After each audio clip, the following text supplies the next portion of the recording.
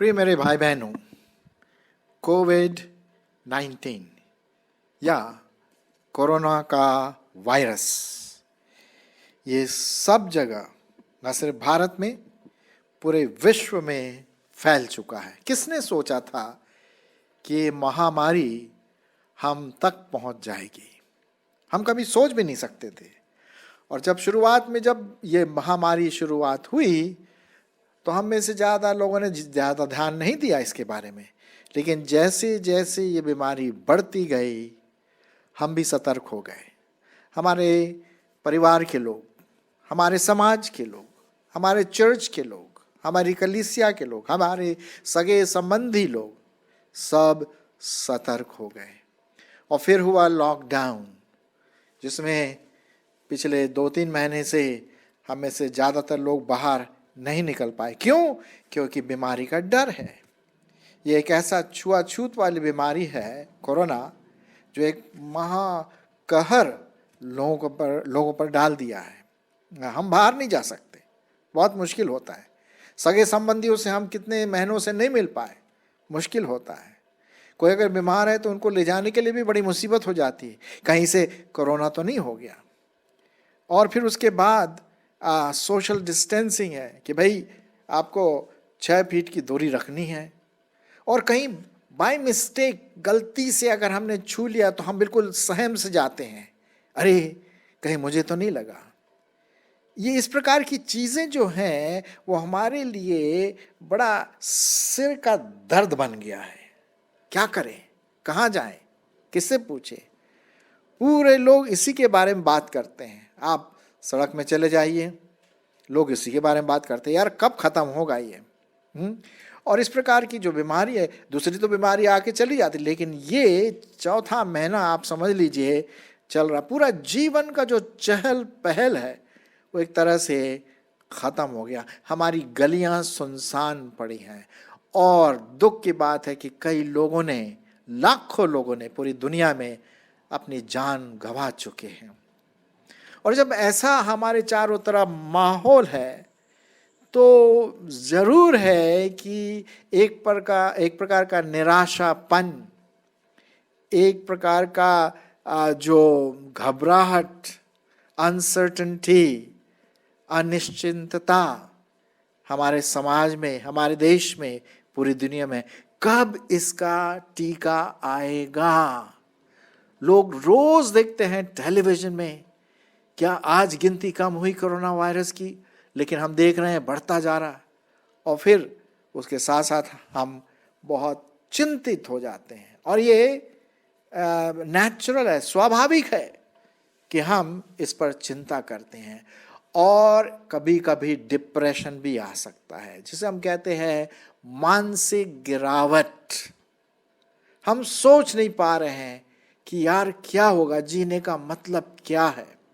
और इसमें हमारे मसीह भाई बहन भी शामिल हैं। कभी कभी मैं भी सोचता हूँ, प्रभु ये क्या हो रहा है, ये क्या हो रहा है, कहाँ है? कभी कभी ये प्रश्न हमारे जीवन में आता है। मेरे दिमाग में आया, शायद आपके दिमाग में भी आया होगा, प्रभु कुछ तो कर, कुछ तो कर, कहीं से कोई सोल्यूशन तो निकाल ले। और फिर उधर से एक आवाज आती है वचनों के द्वारा, मैं अभी भी अपने सिंहासन पर हूं। जी हाँ, हमारा परमेश्वर सब जानता है। उसे पता है कि ये महामारी आई है और शायद हमें कुछ सिखाना मांगता है। मुझे नहीं पता, मैं भविष्यवक्ता नहीं हूं उसके बारे में, लेकिन जरूर है कि अचानक से आया और हम विश्वासियों को कुछ सीखने की जरूरत है। मुझे कुछ सीखने की जरूरत है कि मेरा भरोसा, मेरा विश्वास, अटूट विश्वास उस सच्चे परमेश्वर पर हो। और इसी से संबंधित आज मैं आपके सामने कुछ परमेश्वर के वचन को लाऊंगा, जिससे आपका जो डिप्रेशन हो सकता है, निराशापन आ सकता है, वो बदल करके उत्साहित हो जाए, प्रोत्साहन मिले कि परमेश्वर सब जानता है, परमेश्वर हमारा रखवा है। और इस प्रकार की बातें सुन करके हमें एक आशा, एक प्रोत्साहन मिलता है कि परमेश्वर हमारी रक्षा करता है। जी हाँ, तो हमें निराश होने की जरूरत नहीं है, हमें हताश होने की जरूरत नहीं है। हाँ, जरूर है, चिंता होती है, नो डाउट अबाउट इट, लेकिन हमें इन चिंताओं से परे होकर के आगे बढ़ना है। और इसीलिए आज मैंने कुछ अच्छे पदों को आपके सामने रखने वाला हूं, और आशा है कि आप इस पर ध्यान देंगे। पहला पद मैं आपके लिए पढ़ता हूं जो प्रभु यीशु मसीह ने खुद कहा। यूहन्ना रचित सुसमाचार और उसका 16वां अध्याय, यूहन्ना उसका 16वां अध्याय 33 पद। क्या लिखा हुआ है मैं आपके सामने पढ़ूंगा। मैंने ये बातें तुमसे इसलिए कही है कि तुम्हें मुझ में शांति मिले। संसार में तुम्हें क्लेश होता है, परंतु ढाढ़स बांधो। क्यों? क्योंकि मैंने संसार को जीत लिया है। यह है पहला शब्द हमारे प्रभु यीशु मसीह के द्वारा मैं आपके सामने पढ़ा। क्या लिखा है कि ये बातें जो प्रभु यीशु मसीह ने कही कि अंत के दिनों में ये सब बातें होंगी, मैंने इसलिए कही कि तुम्हें शांति हो। और क्यों शांति हो? कि तुम्हें पता पड़े कि मैंने संसार को जीत लिया है, और तुम्हें जो भी क्लेश होता है उसका इंचार्ज मैं हूं, मैं तुम्हें सहायता करूंगा। ढाढ़स बांधो, प्रोत्साहन रखो। हाँ, बी ऑफ गुड चीयर। अरे साहब, हमारा परमेश्वर जानता है इस सब बातों के बारे में, क्योंकि लिखा है मैंने इस संसार को जीत लिया है। तो इससे आपको प्रोत्साहन मिलना चाहिए, साहस मिलना चाहिए। और भी मैं परमेश्वर के वचन में से कई पद पढ़ूंगा, आप जरूर ध्यान दीजिए। और एक बार और प्रभु यीशु मसीह ने कुछ बात कही। मत्ती रचित सुसमाचार उसका 6वां अध्याय और 34 पद। 6वां अध्याय 34 पद, देखिए क्या लिखा हुआ है। यहां लिखा हुआ है, अतः कल के लिए चिंता ना करो।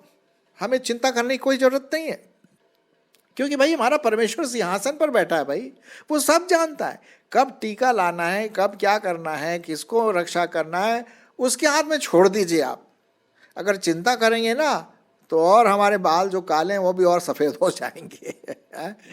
और तो हमारे कई बुजुर्ग होंगे शायद, मैं नहीं बोल रहा हूँ कि उनके बाल इसकी वजह से हुए, वो तो वृद्धावस्था में मेरे भी बाल सफ़ेद हो रहे हैं। तो लेकिन हम चिंता ना करें, क्योंकि कल का दिन अपनी चिंता आप कर लेगा। आज के लिए आज ही का दुख काफ़ी है, बहुत है। तो हमें चिंता नहीं करना, चिंता आप प्रभु पर छोड़ दो। Cast all your care upon him for he cares for you. फिलिपियों उसका 4 अध्याय 6 पद। फिलिपियों उसका 4 अध्याय और 6 पद में क्या लिखा हुआ है? बहुत सुंदर परमेश्वर का वचन है। मैं इसलिए आपके सामने शेयर कर रहा हूँ, बता रहा हूँ कि आप घबराइए नहीं ये कोरोना वायरस से। हाँ, ये हवा बनकर हमारे ऊपर ना बैठे। अरे हमारा प्रभु परमेश्वर इन सबों को जीत लिया है और हम पर कोई हानि नहीं आने देगा। हाँ, ये बात ज़रूर है कि आप हाथ को बराबर धोते रहें जब भी आप बाहर से आते हैं, और लोगों के साथ जो लोग हैं उनसे कम से कम 6 फीट की दूरी रखिए, साफ सफाई रखिए। तो इस प्रकार की बातों को आप ध्यान में लाएं। मास्क लगाइए जब आप बाहर जाते हैं। मैंने देखा कई लोग मास्क नहीं लगाते हैं, ज़बरदस्ती बोलते भाई आ बैल मुझे मार, तब तो नेचुरली स्वाभाविक है कि ये बीमारी आ सकती है। सो हम विश्वासियों को जो भी हमारी सरकार ने कहा है उसका कानून पूरा पालन करें।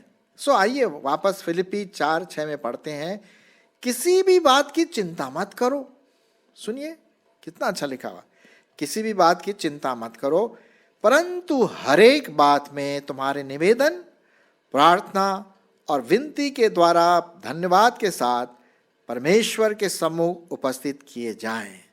तब परमेश्वर की शांति जो सारे समझ से बिल्कुल परे है, तुम्हारे हृदय और तुम्हारे विचारों को मसीह यीशु में क्या रखेगा? सुरक्षित, यस, प्रोटेक्टेड, सुरक्षित रखेगा। तो अपनी सारी चिंता कल की चिंता, जो भी चिंता है, कोरोना वायरस की चिंता, ये नहीं हो रहा, वो नहीं हो रहा, मैं थोड़ा सा डिसिप्लिन करना है, अपने आप को अनुशासन में आना है, शायद ये सीखने की जरूरत है। सो वो परमेश्वर को धन्यवाद के साथ निवेदन, आपके धन्यवाद के साथ प्रभु को पहुंचे और परमेश्वर आपको सुरक्षित रखेगा। आइए और हम देखते हैं परमेश्वर के वचन। मैं इसलिए परमेश्वर का वचन शेयर कर रहा हूं आपके साथ कि आप घबराएं नहीं। परमेश्वर का वचन जो हमें सांत्वना देता है, ढाढ़स देता है, शांति देता है। यहोशू की किताब, यहोशू और उसका 1:9, बहुत अच्छा पद लिखा हुआ। क्या मैंने तुझे आज्ञा नहीं दी, हियाव बांधकर दृढ़ हो जा। क्या बांधकर? हियाव बांधकर दृढ़ हो जा और भय न खा और तेरा मन कच्चा ना हो, क्योंकि जहां जहां तू जाएगा वहां वहां तेरा परमेश्वर यहोवा तेरे संग रहेगा। यह है परमेश्वर का वचन, परमेश्वर की वाणी आपके लिए, मेरे लिए, हमारे आत्मिक उत्थान के लिए, कि हम मानसिक गिरावट में गिरे ना, अरे यार ये, अरे वो, नहीं नहीं नहीं, निकल के आइए, बाहर निकल के आइए ऊपर और ईगल के समान उड़िए।